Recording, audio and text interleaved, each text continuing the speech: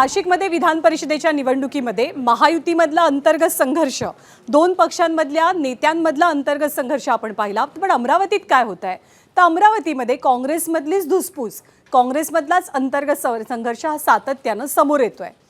अमरावतीमध्ये काँग्रेसचे जे उमेदवार आहेत हर्षजित देशमुख हे नॉट रिचेबल असल्याची माहिती समोर आल्यामुळे खळबळ उडाली. पण आपण हॉस्पिटलमध्ये ॲडमिट आहोत, आपण उपचार घेतोय असा व्हिडिओ देशमुखांनी प्रसारित केला. देशमुख आयसीयूमधनं व्हिडिओ शेअर करतात याचा अर्थ ते मॅनेज झालेत या शब्दात यशोमती ठाकूरांनी गंभीर आरोप केले. त्यामुळे पक्षातल्या सगळ्या घडामोडींबद्दल पक्षश्रेष्ठी नाराज असल्याचं कळतं आहे. हर्षवर्धन सपकाळ, यशोमती ठाकूर, डॉक्टर सुनील देशमुख या ज्येष्ठ नेत्यांकडनं पक्षश्रेष्ठी आता खुलासा मागणार आहेत. सोबतच काँग्रेसचे सक्रिय सदस्य नसताना सुद्धा देशमुखांचं नाव नेमकं सुचवलं कोणी याची माहिती सुद्धा पक्षश्रेष्ठी घेणार आहेत.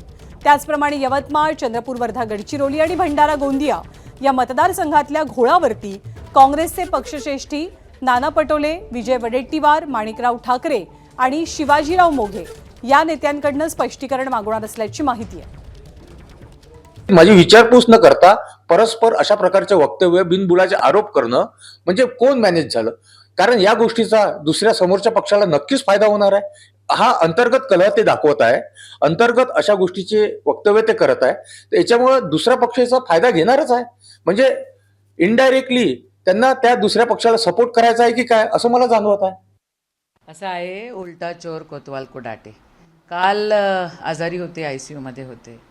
म्हणतात 4-5 दिवस त्यांना बाहेर यायला लागतील. डॉक्टरांचं ट्रीटमेंट काय, एन्जिओग्राफी काय आहे त्याच्यामधनं काही स्टेटमेंट नाही. कम्युनिकेशन पाहिजे की नाही पाहिजे?